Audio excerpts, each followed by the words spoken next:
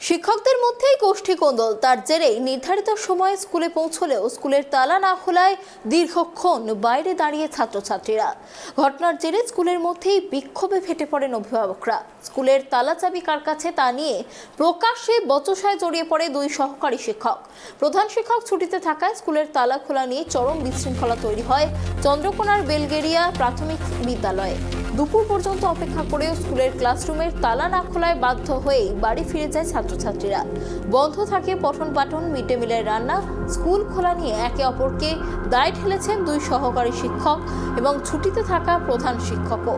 স্কুলের মধ্যে শিক্ষকদের কোন্দলের ঘটনায় ক্ষিপ্ত এলাকার বাসিন্দা থেকে শুরু করে অভিভাবকরা। স্যার হলে পাশের ছেলের দিকে চাবিকাঠি দিয়ে যায়, কালকে হয়তো দিয়ে যেতে মনে নাই, তার তো এই স্কুলে পৌঁছে দেওয়া উচিত ছিল।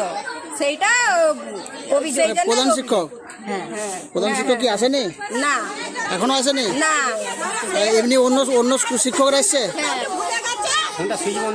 তার কাছে কি যাবি? এখন তাহলে স্কুল চলছে না বন্ধ আছে? স্কুল বন্ধ, এমনি মিড ডে মিল রান্না বান্না সবই বন্ধ, সবই বন্ধ। সেইটাই হচ্ছে। আপনার বিক্ষোভ দেখাচ্ছেন কেন, মানে কি জন্য? হ্যাঁ, বাচ্চারা খাবার পায়নি, রান্নিরা এসে বসে আছে, মায়েরা এসে অভিযোগ জানাচ্ছি। 11টায় এসছি, এখন তো বেলা 12টা হয়ে গেছে, তাও আমাদের স্কুল এখনো খুলেনি, আমাদের এখনো পড়া হয়নি আর রান্নাও হয়নি। ক্লাস টাস কিছুই হয়নি? না। এতক্ষণ যে এখানে স্কুলে দাঁড়িয়ে আছিস হ্যাঁ। কেন? চাবি তালা খুলেনি বলে। মানে প্রধান শিক্ষক আসেনি? না। স্কুলে অন্য মাস্টাররা এসছে? হ্যাঁ। কিন্তু চাবি কার কাছে থাকে? প্রধান শিক্ষক? হ্যাঁ। সে আসেনি? না। ও, এখন কি করবি? এখন আমরা বাড়ি যাব। না, এই বিষয়টা আমার নজরে এসছে।